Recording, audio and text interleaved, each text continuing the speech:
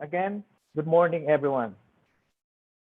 Thank you for being here with us today in this meeting. I am Randy of the Computing Society of the Philippines. I will be your moderator for this webinar series number 7. This is being organized by the Computing Society of the Philippines and the University of the Philippines Department of Computer Science. This webinar is also being sponsored by Tech Factors. Our speaker for today will present the foundation of flexible learning.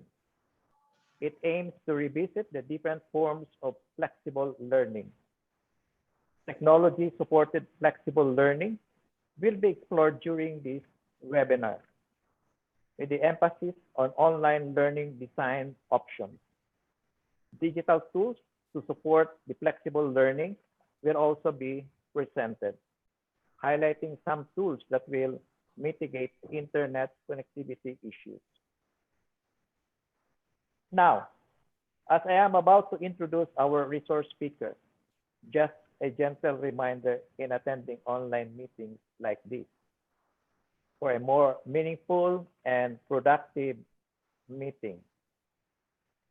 So the first icon is mute mic. We ask you to mute yourself by tapping the microphone icon, although we can also set all participants muted at the beginning and control it while the meeting is ongoing. The next one is check name tag. Make sure your complete name appears in the meeting room. This will be the basis now for the issuance of e-certificates, especially those who are CSP members. Number 3 is turn video on, off. If you have a fast internet connection, please turn your video on. However, if your connection is a challenge, you may turn your video off. The fourth one is use chat box and raise hand. You wanted to say something, use the raise hand option and wait for me to acknowledge you so we can unmute you. Now you can also type in the chat box, but make sure it's clear and there are no typo errors in the message because everyone can see it and it will no longer be deleted.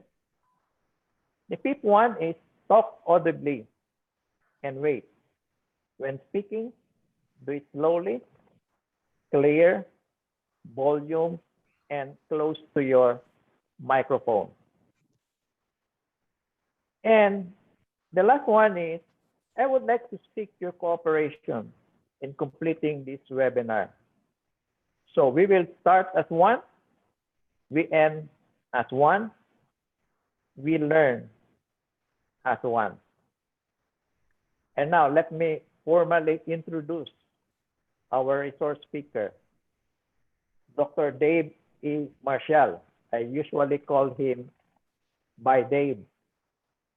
You know, a couple of weeks ago, by Dave posted in his FB wall, moving on to embrace a new challenge. Continue to guide us all, Lord God. Thanks for everything, Silliman University. Salamat, CSS or CCS. Now, that particular post gained several comments and congratulatory messages, thinking he's moving out of Silliman University. However, the following day, or a few days after that, was his revelation. And this was his post. Friends, I am not leaving. I am moving to a new door of opportunity. In fact, I am excited for this project.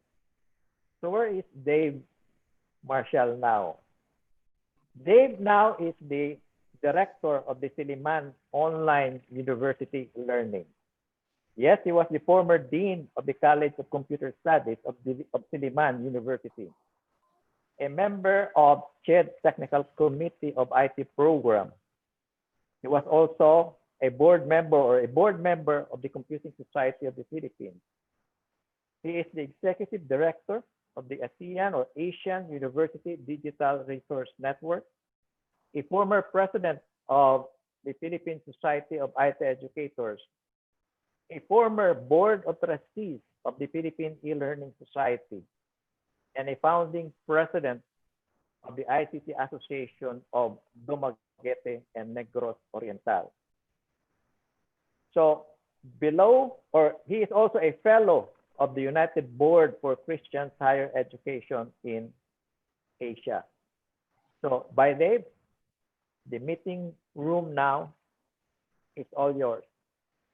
Thank you, by Randy, Sir Randy, Dr. Gamboa. I'm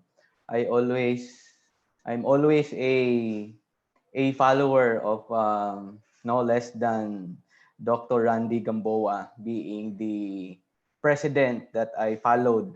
After his term, I followed as president of the PSIDE, the Philippine Society for IT Educators. Dr. Randy, thank you for detailing some of the historical milestone of my life and in my career because of this new normal. The new normal, the COVID-19 pandemic gives us a lot of opportunities in our work, in our profession, and in our professional organization like the CSP. So once again, good morning, and it's so nice to see familiar places in this room, familiar places because I saw some friends. I saw some friends who are joining us this morning, and for those who were following us also last week, my apology because there is a need to postpone it today. But nevertheless, the preparation is so amazing, and it gives more time for me and for all of us to really understand our responsibility and our challenges. The topic that I'll be sharing with you is among the many hot topics nowadays, especially in our university at Silliman. At Silliman, we just have created a new department in the university called Silliman Online University Learning, which gives me more time to focus on understanding online learning and understanding technology enhanced flexible learning. So that's my topic for today. Maybe some of you who followed me on Facebook might have an idea also, because some of the content in this 45 minutes presentation were also more or less tweaked from those discussions, and switch or tweak and modify this to give us more understanding on technology enhanced flexible learning. I hope we are all ready, and I'll be moving on to my screen, and I hope you see now my first slide, which is on the title of my topic, Understanding Technology Enhanced Flexible Learning. As mentioned by Dr. Gamboa, I'll be talking about the foundations of foundations of flexible learning. Let me share with you the different forms of flexible learning, because we thought that many of us, no, many of us in the higher education institutions are challenged also in terms of infrastructure, in terms of internet accessibility, but there are actually many forms of flexible learning. Towards the end of my discussion, I will talk about and share with you some of the tools that we've been experimenting and trying to cater our learners or our stakeholders who are challenged with internet connectivity, and some of a summary and some of the recommendations that we can move on, or as part of the moving forward activity as we embrace online learning or distance education in the next term or semester. Now, because of pandemic, because of COVID-19, a lot of higher education institutions are going into online learning. Um, Fortunately for Silliman, we are among the few universities in the Philippines or higher education institutions in the Philippines who declared, which declared a no class immediately because, as you know, Dumaguete was one of those cities in the country that has the COVID patient. As early as February, we actually declared no classes on campus. We had we dec- we incorporated or we actually did not follow the new calendar. We are actually still on the old calendar then. So by February, we dismissed classes, and then we came back toward the end of the March until IATF declared enhanced community quarantine. And that was the time that we feel that we are a little bit prepared in terms of the flexible learning, not just necessarily in the college level, but all the way throughout our School of Basic Education, implementing flexible learning. And the Commission on Higher Education also stated that higher education institutions should implement flexible learning. But there were so many misunderstandings perhaps on how we are going to implement flexible learning. In fact, the Commission on Higher Education stated that they wanted to train teachers on the implementation of flexible learning. But what is really flexible learning? Flexible learning, it is basically a learning design. So when we say learning design, it is a mechanism, it is an architecture in the teaching and learning process, which is deeply rooted on the needs of the students. Take note that needs of the student with the main objective being to provide with the most flexible. So when we say need of the student, not necessarily needs among us, among teachers or administrators or the university. And there are many, and in terms of flexibility, this is how we are going to focus or how we qualify flexibility in the teaching and learning. The first one is learning content. Questions like, what about our courses, especially a subject that needs laboratory or that needs equipment or that needs physical contact exercises? Flexibility in flexible learning is relevant or relative also in terms of the learning content. Second, in terms of schedule. In terms of schedule, like 8 to 10:30 may not be necessarily the same as face-to-face and online because in a flexible learning, asynchronous is most popular or most utilized in terms of communication synchrony in the flexible learning. The third one is access.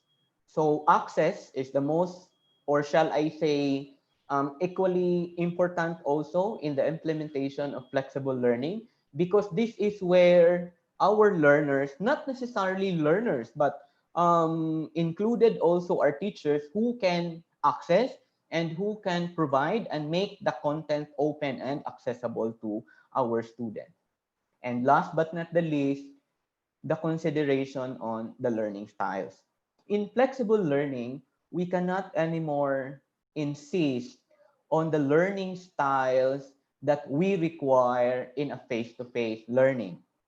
I believe you saw a lot of comments on Facebook from our younger generations or from our learners that stating that face-to-face is still better than online, or online is not in good quality because a lot of readings. It's all about actually learning styles, not only coming from our students but also to our own colleagues or our teachers. So these are the four that may define flexibility as to how flexible learning is, because flexible learning may not necessarily has equal footing among the different universities or among the different universities. School A, not necessarily they have the same implementation of flexibility in the learning.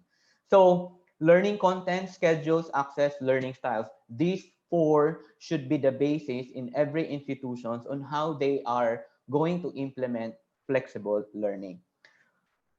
Flexible learning conveys more scheduling options. It's either day or night, on campus or off campus.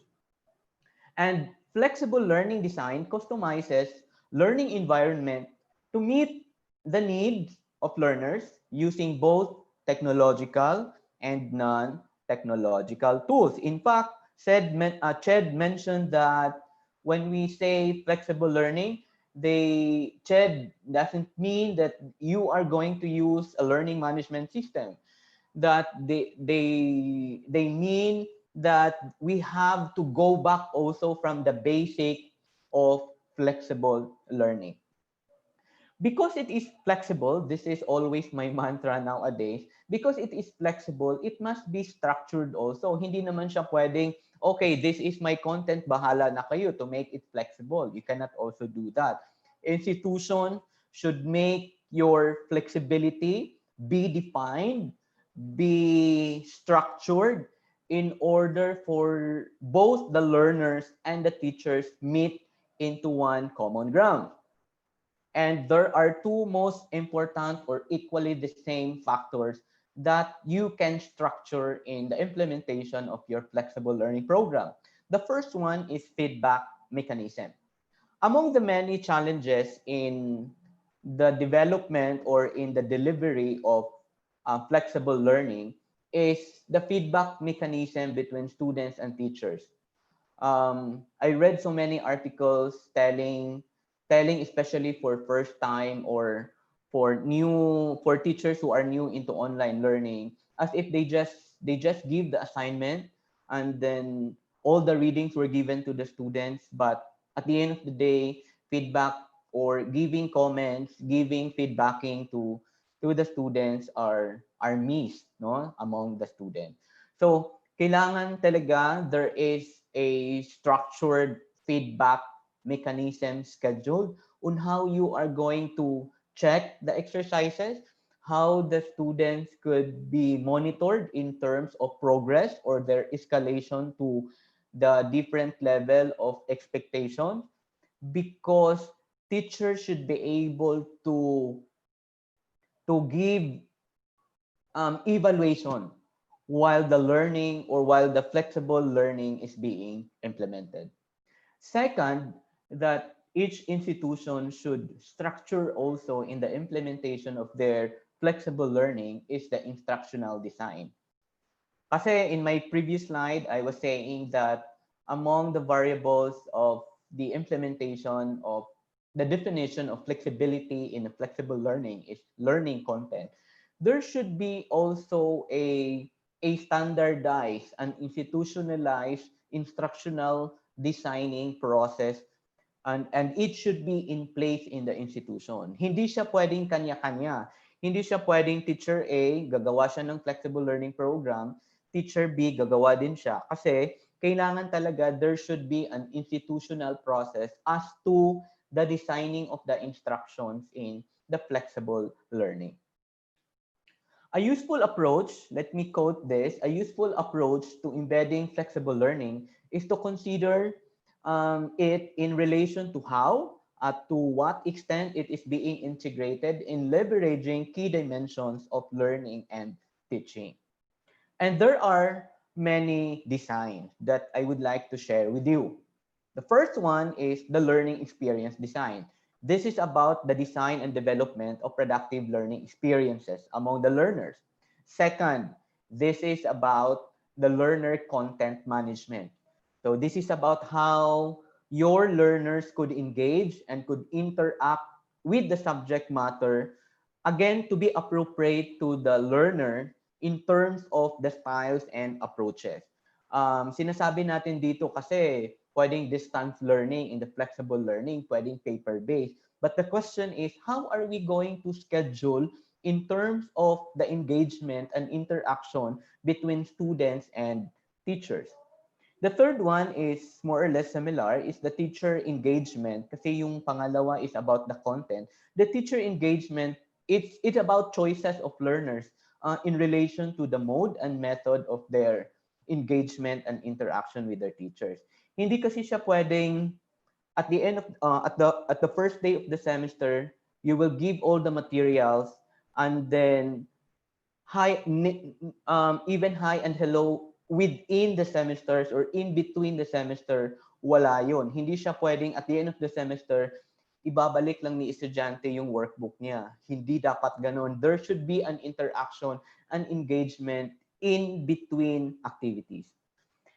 The fourth is the learner engagement. So learner to learner engagement. Dapat pag-isipan natin paano si classmate to classmate mag-interact. Hindi siya pwedeng mangyayari in the implementation of flexible learning where student A can only talk to teacher.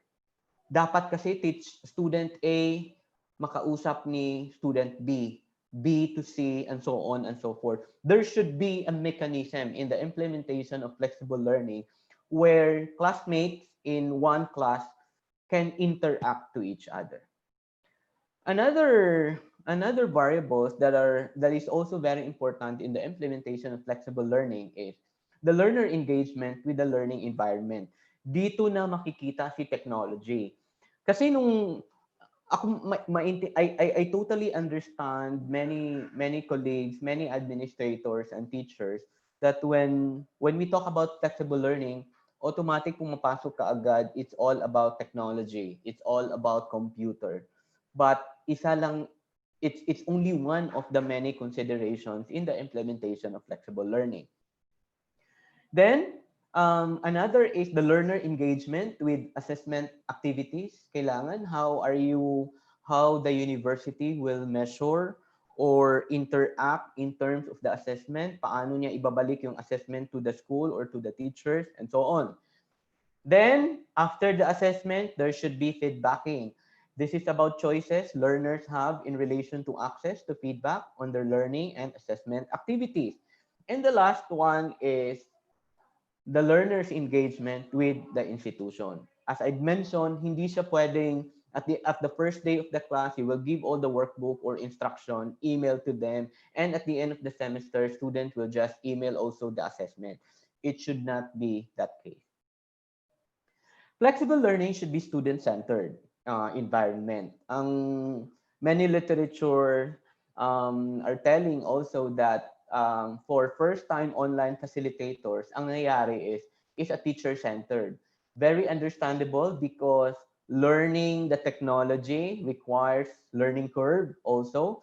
The situation is your activities, your resourcefulness and creativity in managing the learning management or technology assisted flexible learning is very dependent on the skill of the teacher on how to manage the platform. Flexible learning should be empowering students by offering them choices in how, what, when, and where they learn in terms of pacing, in terms of place, and again, in terms of the mode of delivery. And there are, just to summarize, and there are many interacting variables that may affect success of the implementation of flexible learning. The first one is subject matter, as I mentioned. Second is the level of study. Third is location of teachers and learners. You have to decide whether to work from home or teach from home. You have to decide if teach on campus or in campus, or you have to decide if there is a drop box in your university where parents can just get it, and another drop box where parents can drop off also in terms of the exercises, and so on and so forth. And the other factors that are very significant also is one is readiness. You have to We have to inform our learners and our stakeholders, our students, how ready they are in terms of the flexibility. So I understand many universities or schools are also doing their survey as to technological readiness. And I hope you did not miss asking questions on the soft skills or the readiness among the students in terms of the implementation of flexible learning. And then as I'd mentioned, many emphasizes actually on the access to technologies and the necessary infrastructure. There is a need for different approaches to learning and teaching with the different levels and flexibility, structure, and guidance for the different cohorts and a learning context, because flexible learning implementation in higher ed should not be the same in the School of Basic Education. There should be threshold principles that should be incorporated in the different cohorts of learners or in the different levels of learners. And there are many forms of flexible learning. This will lead me to the technology assisted or technology supported flexible learning. The first one is open learning. So open learning, we know this, similar to MOOCs, similar to massive open online courses, similar to model of UPOU, where open learning enables students to have greater control over what they learn, where, and when. The second one is the distance learning. So this is the also known as correspondence education or home study, which is a form of education where there is little, or in our case, because of the ACQ or the general quarantine, where no face-to-face interaction between students and their instructors. This is where the Commission Higher Education is banking on that when we talk about flexible learning, it is not necessarily electronic. And there is also called work-based learning. This is in the industry or in the corporate world. It's a kind of educational strategy that provides also students with real-life work experiences where they can apply academic and technical skills and develop their employability. Internship, online, or I mean the OJT immersions, we can also incorporate or anchor in this kind of flexible learning. And the last one is the e-learning. So it also referred to as the online learning in some references, and the acquisition of knowledge that takes place using electronic technologies. And there are many terms or there are many nomenclature as to e-learning is concerned, such as computer managed learning, computer assisted, and so on and so forth. Fixed e-learning, adaptive e-learning, linear e-learning, all of this actually varies according to intensity of the flexibility. Remember, intensity of the flexibility, and that refers to content, that refers to time, engagement, all the seven that I shared with you. So with this, in the form of the online learning, in the form of online learning, you can, there are many online learning options. So if you decide on the online learning design options, you institution should decide on the nature of the modality. It's either fully online or the blended. Well, obviously, web enabled is not applicable this time. We have to decide also the online communication synchrony. It's so easy to say that it's a combination or it's a blended or of both asynchronous and synchronous, but measurement of the screen time is very vital also in the implementation of asynchronous activities.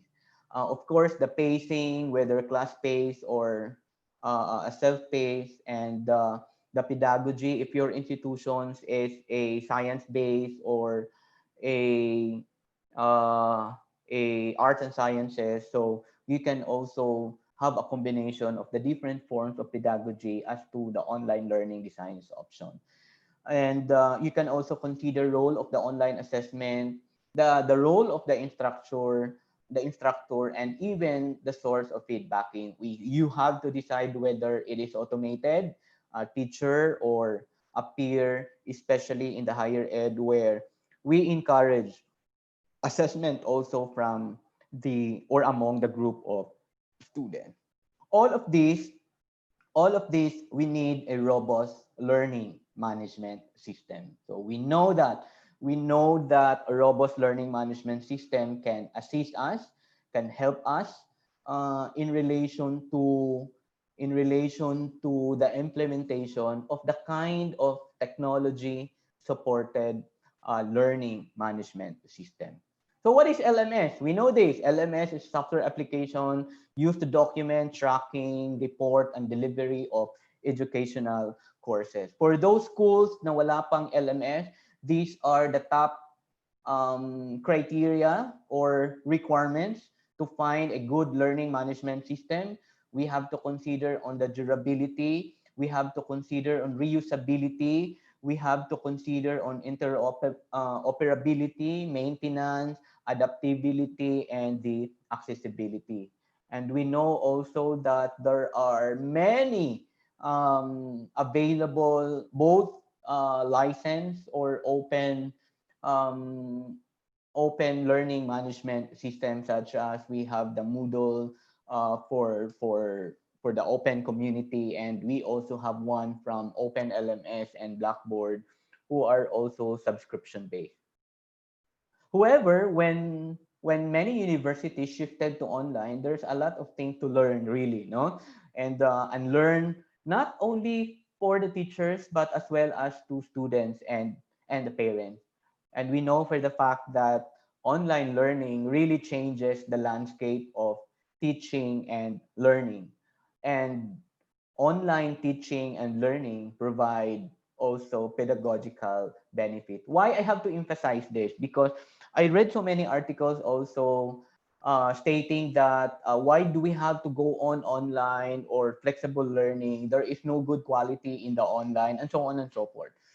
There are rebuttal into that. There are many discussions into that, but I won't focus into that. Let's just focus on the positive aspect in the delivery of a flexible learning. After all, we have no choice. Education should go on. Learning should go on. Way back in 2016, we conducted also a study on the different barriers in online learning.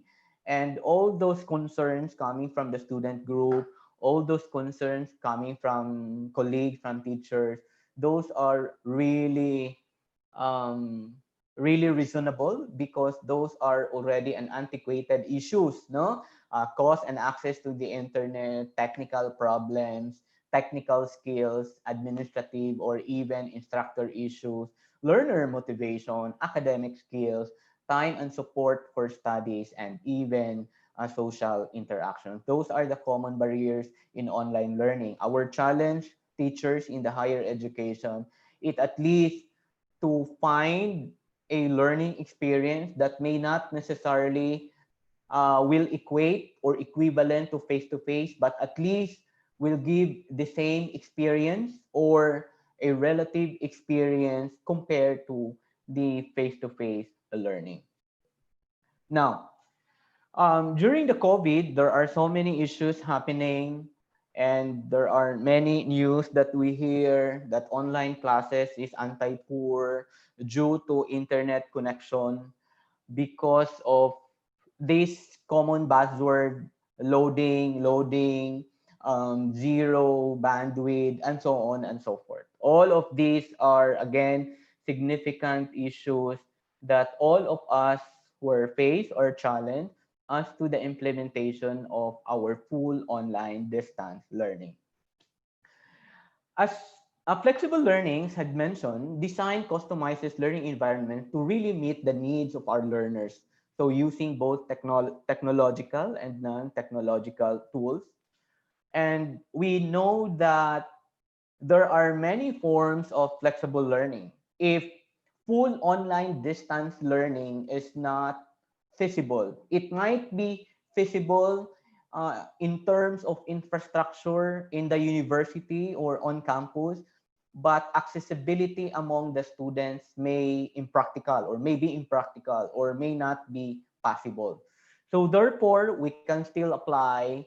There is a so-called distance learning and there is a so-called e-learning. So distance learning and e-learning is just basically equal to distance e-learning. So distance e-learning is a technology-enhanced flexible learning utilizing digital tools and platforms. that will run in offline mode. What I emphasize here is not necessarily real time, where accessibility and feedbacking is real time, where a good bandwidth or a reliable internet connection is necessary. Here, distance e-learning may mean that as long as you have technology, as long as you have a platform that will run the LMS, or that students can access the content, or the content at the same time do take home exercises, then let's try and explore distance e-learning.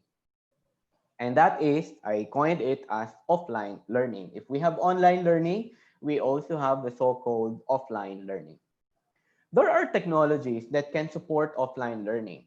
Browser-based, we also have desktop, we also have a mobile application, and even there are applications on the so-called cross-platform. In my next few slides, let me share with you some of the tools that you can use, an application or platform, a content platform that can help institutions utilize while we are preparing our own content. You can try Colibri. This is really an amazing tool. Makes high quality education technology available in those resource communities, like in the rural areas. Why? Because we can reach even the disconnected people. And some of the tools, you can customize it in your own curriculum. You can access like the Khan Academy, and some of the powerful content that you can customize according to the needs of the institutions. Colibri also is specially designed to provide offline access to a curated and openly licensed educational content library. You can try it. You can access dozens of languages. Actually, if you are also implementing not in English, you can also access it, both formal and educational materials, and including lessons and assessments such as books, games, and other simulations.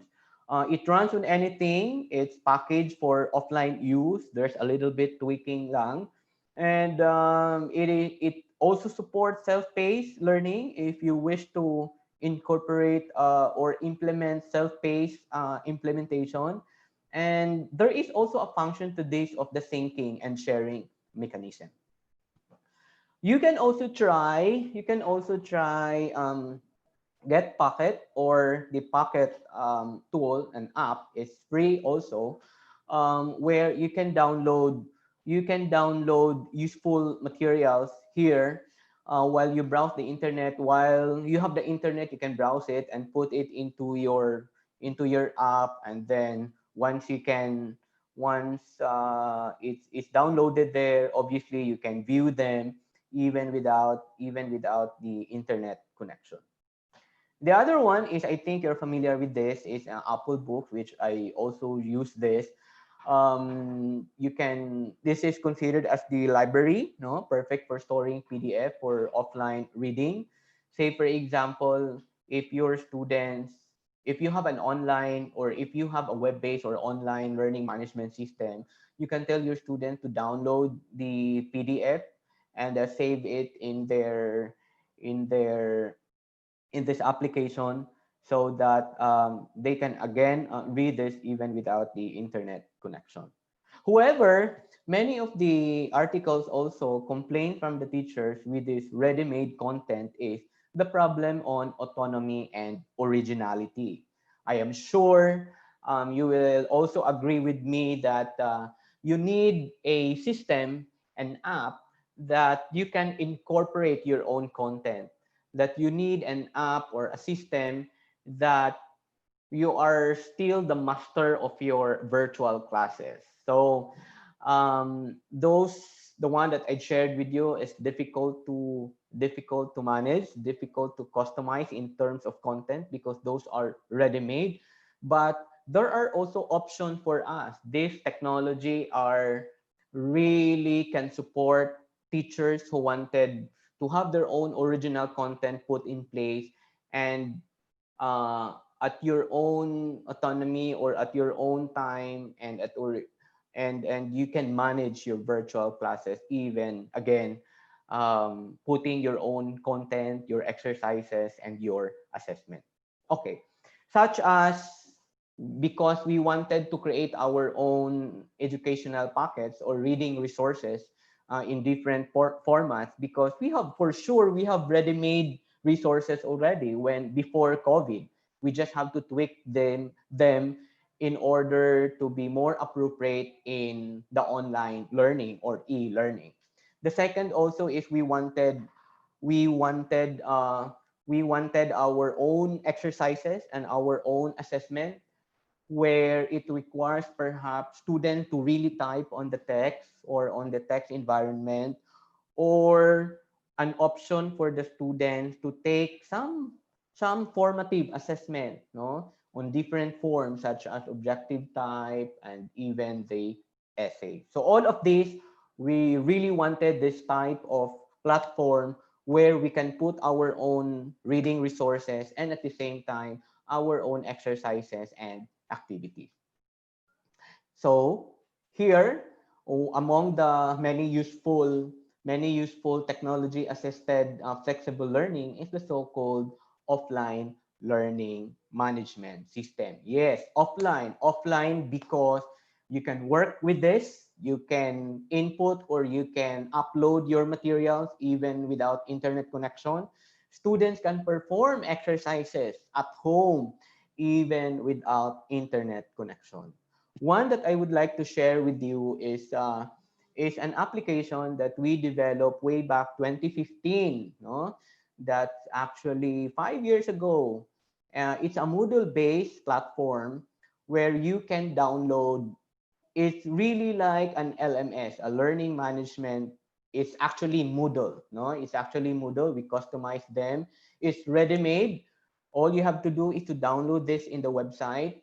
It's ready-made. There is login credentials. If you don't have an IT administrator to customize it for your university, it's a ready-made platform where you can input, you can create courses, you can input your activities, you can add your assessment and other stuff. If you're interested, you can actually go to this link, because we are trying to put up we are trying to centralize our assistance and hoping to serve the country and serve those universities who wanted to implement the portable learning management system at your own level. So as I mentioned, this is Moodle based and it can be implemented in different levels and mode of integration. It depends again according to the definition or how flexible the flexible learning implementation in your own university. Okay, so because it is Moodle, these are the activities that you can do in this offline learning management system.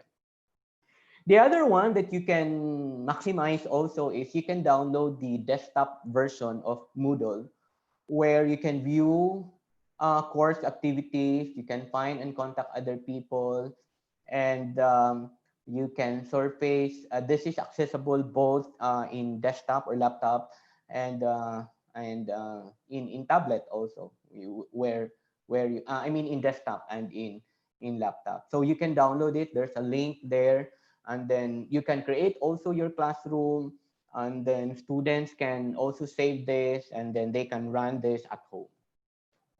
Okay, so another one, at Silliman, we are using actually a subscription-based learning management system, which is also the backbone is Moodle app. We have our own mobile version of this. But for those na wala, you can actually download, and if your resources will allow, you can customize the Moodle mobile app, where obviously there is a syncing process while there is internet connection.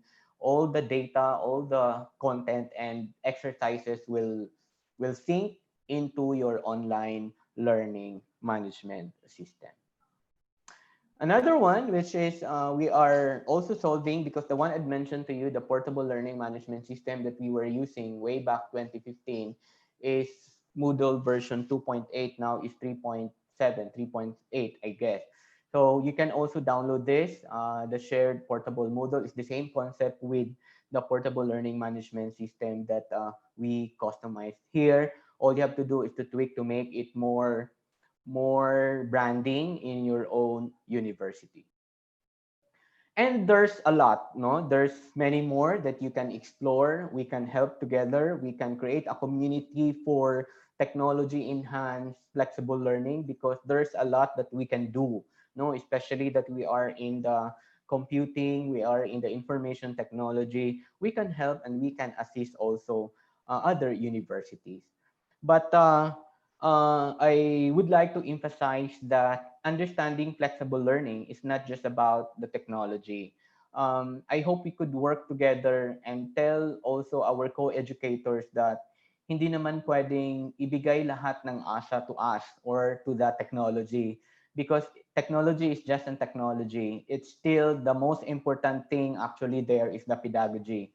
Pedagogical integration is the most challenging aspect in technology assisted flexible learning, because I should say that there are available technologies that we can tweak, that we can customize, but understanding on how we strategize in the creation of our content, in the management of our assessment and our feedbacking, those are the very significant aspects and the very most challenging components in the implementation of flexible learning.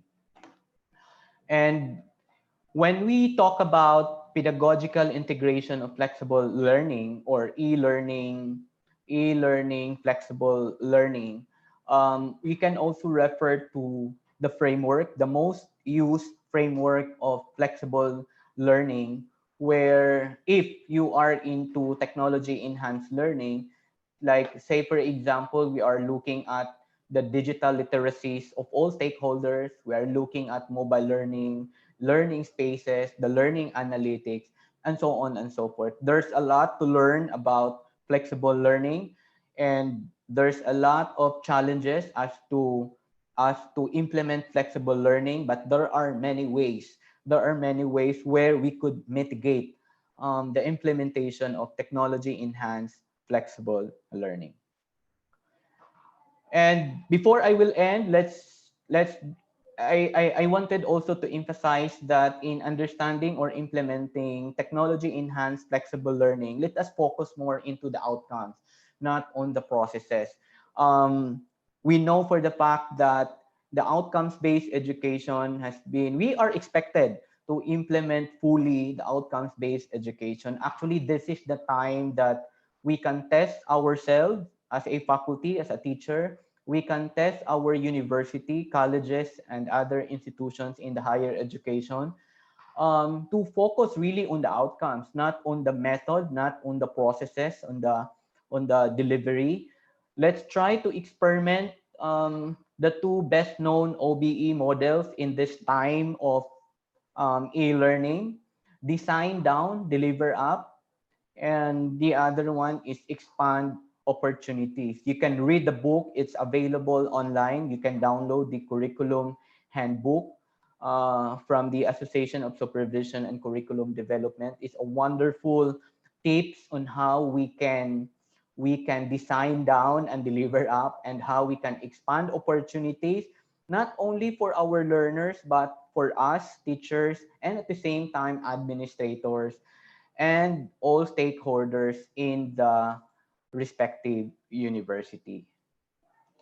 So how to go further? What is next to this? My recommendation after designing your flexible learning, we really have to do curricular modifications. Hindi pwedeng yung syllabus natin from the face-to-face automatic, i-upload lang natin in the online or i-email lang natin and that's it. That's the kind of technology-assisted flexible learning. It's not that way. We should convert. We should follow a certain transition from the face-to-face, from unpacking down to curricular modification. And there are many ways to modify curricular our curriculum. not just simply removing the subject or removing the course, or not just simply deleting or removing a certain learning outcomes. There are many ways in which we can modify our curriculum, and that is really, really necessary. In our university, that's what we are doing. We do some curricular modifications. We are trying to understand which among the content or which among the learning outcomes that should not be delivered online, or like questions on which among the contents are impossible to be delivered in a full online distance learning. So those are some of the examples on how you can go. It is also a very good topic to discuss on how we can modify our curriculum, as to what level we are allowed to modify our curriculum in this time of pandemic. And that's the end of my presentation, and I hope I've shared you something about understanding flexible or understanding technology enhanced flexible learning. Thank you and good morning. Salamat much by Dave. Let's allow Doc Dave a 30-second breather before we start the Q&A. Again, per suggestion, for the Q&A, we would like to have a live question. You can simply raise the raise hand icon in the chat box and wait to be recognized. May I just simply ask that please state your name and your institution and be direct to the point. Also, please be gentle and please do not use foul words. So for those who are shy, you can type in your questions in the chat box. So are we ready by Dave? Yes, I'm ready as always. I'm always ready. I see the Luna, Jeswell the Luna raising his hand. We will now unmute his mic so he can ask the question. You are recognized now, Jeswell de Luna.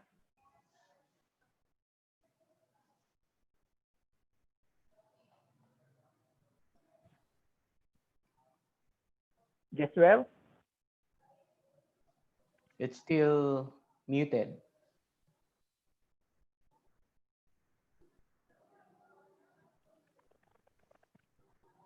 Okay, while waiting for Jeswell, let's allow Maria Tibon to ask questions live. Can you hear me, Maria? She's still unmute, Doc Gamboa. She's still muted. I already unmuted her. So maybe I could answer in the Q&A because I saw some questions here.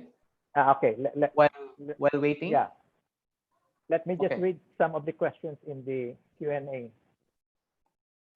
First question. In a pure online environment, how do you manage courses with laboratory? Okay. Thank you, Ma'am Ana Del Pozo. It's a very difficult question, but there are ways to do it. As I'd mentioned, among the many recommendations before you will start managing an online environment is, my last slide stated, there is a need for curriculum modification. Curriculum modification that matters or related to which among the learning outcomes or the learning objective or the specific objective that cannot be delivered in a pure online distance learning. We have to take note and put into our mind that our curriculum were designed, were approved, and delivered for face-to-face environment. In fact, I always tell this that, in fact, some of the verbs in our learning outcomes may not be necessarily applicable anymore in the online environment. So I could not answer that. My answer to that is actually revisit your syllabus, revisit your curriculum, because I should admit also that there are learning outcomes from a face-to-face syllabus is not or impossible to be delivered online, because after all, the premise is that syllabus for sure that you are referring is designed for a face-to-face implementation. Okay, thank you, Sir Dave. Next question is from Renil Peterson. How would you differentiate synchronous and asynchronous communication? And Okay. how would Yeah. one blend both types of communication? Okay, there are many strategies to do it. There is a standard. There is a standard definition of asynchronous. Asynchronous means students can perform the activity even without you as a teacher, or asynchronous means these are activities that can perform by the students at their own pacing. While synchronous is all students or all learners should perform the activity at one time. But there are specific activities also that can jump from one type of learning or communication synchrony, whether synchronous or asynchronous. So it's really a matter of how you are going to design your communication synchrony. That's what we call.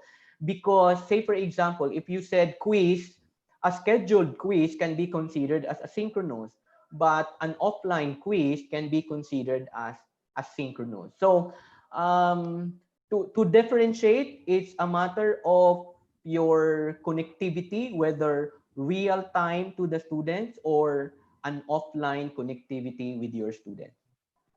Okay. The next question is from Maria Tibon. Sir, how can we design online skills assessment?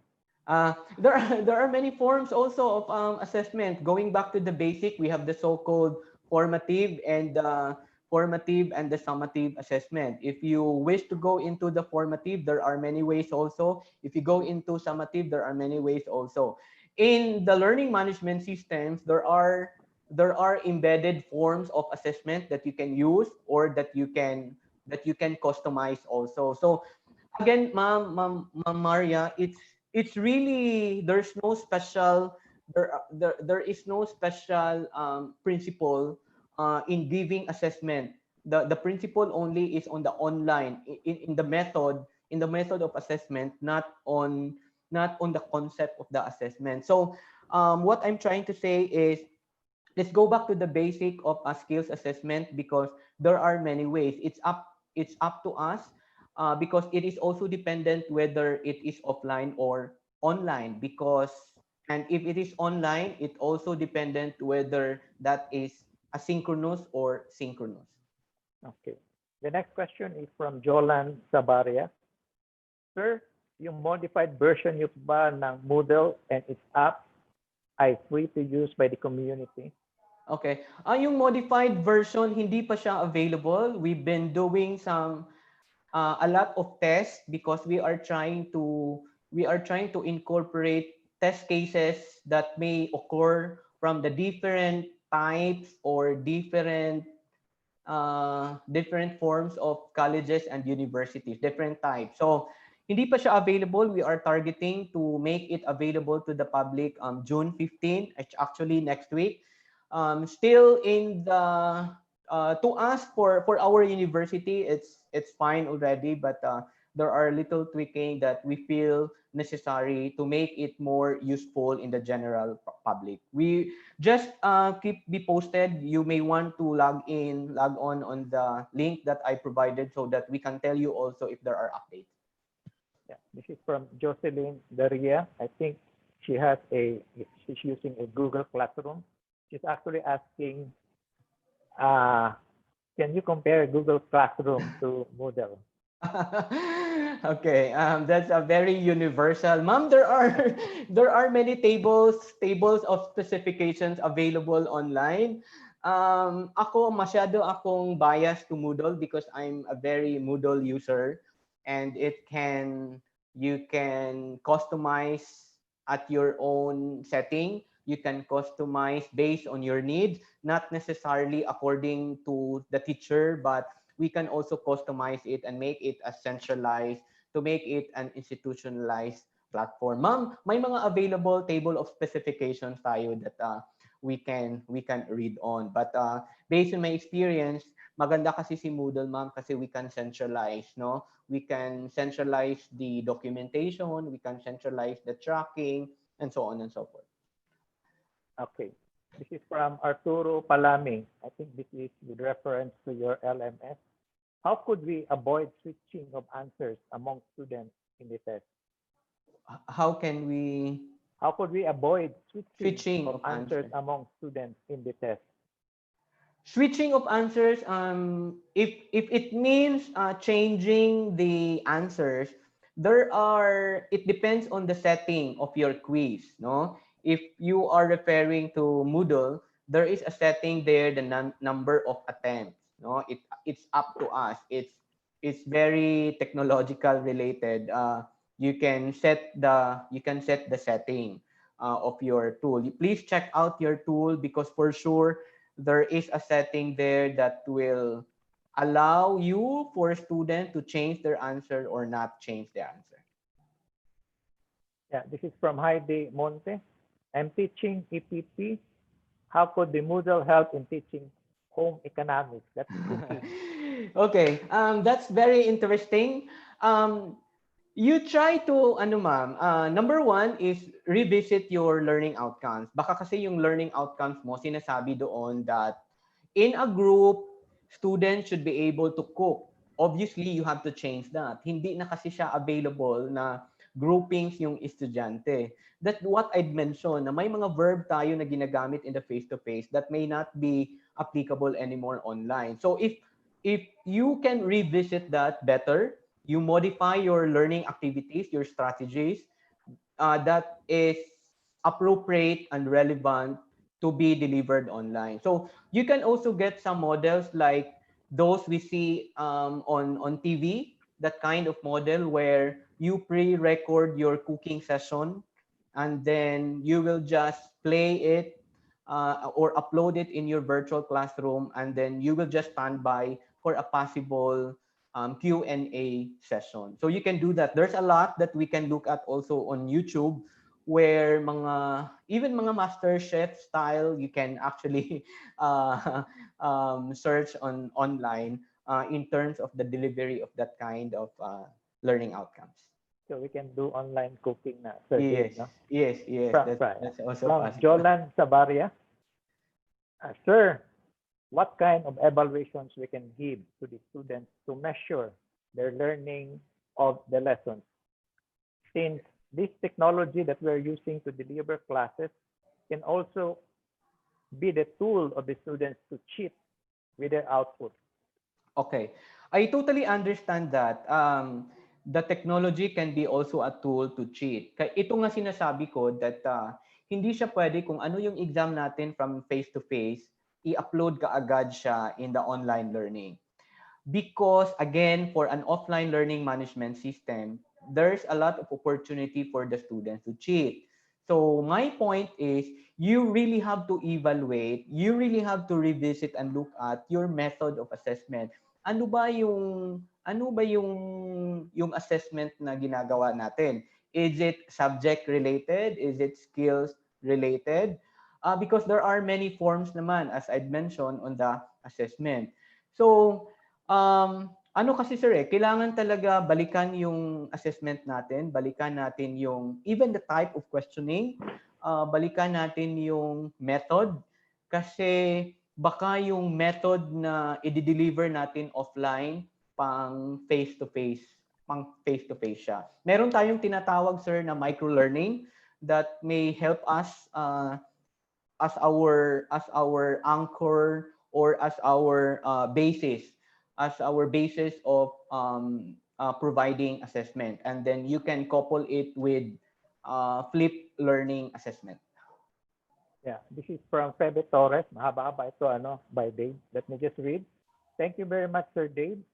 Your topic is really very important. I am much concerned about the teachers who are really not ready with the technology.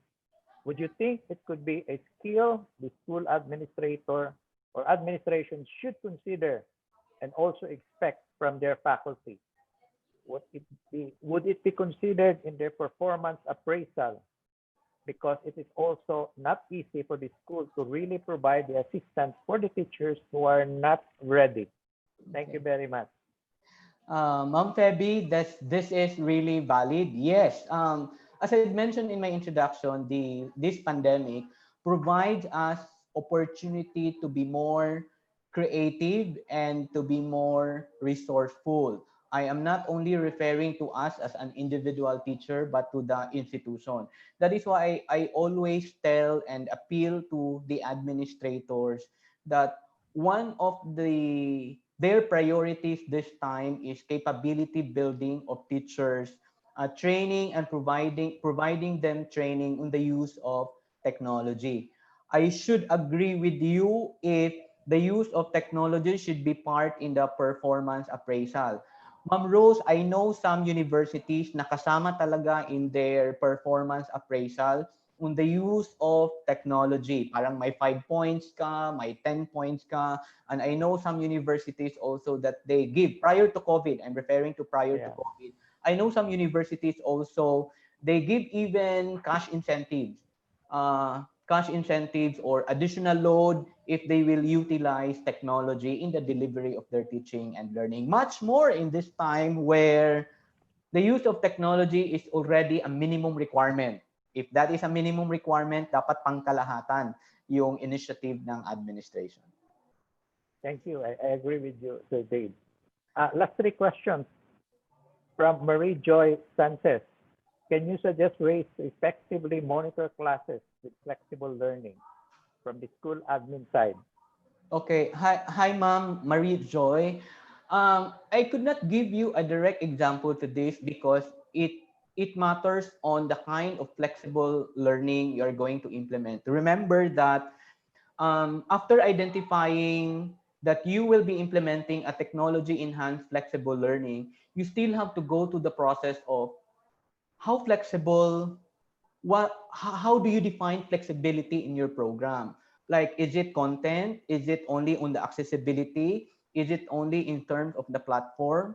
And so on and so forth. So I think we have to talk about as to what level of flexibility you will be incorporating it. Because as I mentioned, one strategy from a school may not be effective in the strategy to another school because depende kasi on the level of flexibility that you will be incorporating in your school. Like for us, we said that we are pure online learning. So we don't entertain anymore work or correspondence based distance learning. So things like that. So it really matters on strategy because your question is very specific as to classroom. In fact, it is also specific as a department. You have also to discuss within your department as to the different ways to monitor classes. Kasi pwede naman kasi ganito, ma'am eh. In the experiment that we did way back 2015, pwede siyang gagawin like modular. Let's say for example, the monitoring is by period. Say for example, midterm period, ibabalik ni estudyante yung naka-flash drive na material. And then feedbacking is to be done by the teacher. From the feedbacking, ibabalik ni teacher to the students. Another option is the so-called topical feedbacking or assessment. So there are many ways that we can discuss that we can talk on. But what you should do, my suggestion is you talk among your department and a school or as a university, as a college. Sir Dave, follow-up question. Galing sa akin. How flexible is flexible? Yes. Shed is reminding us that we should practice compassion and leniency. Okay. And it's always favorable to the students. So, however, if you try to look at the teachers now, they're actually working 24/7. How flexible is flexible by Dave? Okay. The answer is actually on your statement, Dr. Gamboa. Um, the answer is based from your statement that we have to be flexible with compassion. If you feel that you are so compassionate to provide flexibility within 24 or 24/7, then do it. Because if you feel that that is for the good of the student, do it. I hear it. I'd actually following also the pages of the Commission Higher Education. There's a lot of webinars. The Commission is telling us that the implementation of flexible learning should favor to our students. So if you feel, if the institution could agree that all teachers should work to this, that all the content should do this, that there is no major exam, then do it. That's my principle. If you feel that that is allowed in your principle, in your philosophy as an institution, then why not? Okay, thank you very much. Last question na lang kay Dave from Benji Samonte. Sir, how do we validate the integrity of online examination through e-classrooms? I mean, how do we know if those students are really the ones answering the exam? Okay. Again, this is pedagogical in nature. This is related to strategy. There are many ways, sir. There are many simple ways to do it. Say, for example, like in our case, we sent out may mga procedures kami, may mga halimbawa. All students should make sure to switch on their camera prior to the start of the exam. They have to pan their web camera and to look at that without that there are no friends or classmates or parents saying that. That is only an example. Or we even have a statement like no browsing or no rolling of eyeballs, things like that. These are an exaggerated example, but you can actually list down your policies in taking online assessment. There are available techniques on how we can reduce cheating online, particularly for a full online distance learning. Again, sir, it's a matter of mindset kasi alam ko yung mind setting natin is giving exam in a face-to-face class. Iba kasi yung assessment, giving exams in an online environment. Iba din kasi siya. Yeah, okay, salamat by Dave. So, in behalf of the Computing Society of the Philippines and the University of the Philippines Department of Computer Science, thank you for taking time to speak to us today. Your insights into flexible learning and how it is impacting the lives of so many of us. So, daghang kaayong salamat again in behalf of CSP and the UP DCS. Now, before we go, let me just make some announcements. Announcements coming from the Special Interest Group on Women in Computing of the Computing Society of the Philippines. Sometime last month, there was a call on all women to submit ICT project solutions related to COVID-19. And then grants were given, and these are the recipients of the research grants. So we have Charmaine Punay. Charmaine is from the University of Santo Tomas, and Angie Senisa Canillo. So they will be receiving 10,000 each as a research grant. And for the next succeeding CSP webinars on June 17, we have a speaker coming from the University of the Philippines and Tech Factors. On June 14, we have someone from Microsoft Philippines and from the University of the Philippines. And then July 1, we have Dr. Rihina of Ateneo de Manila University. So, well, ladies and gentlemen, that wraps up our webinar. Again, on behalf of CSP and UP DCS, thank you all for making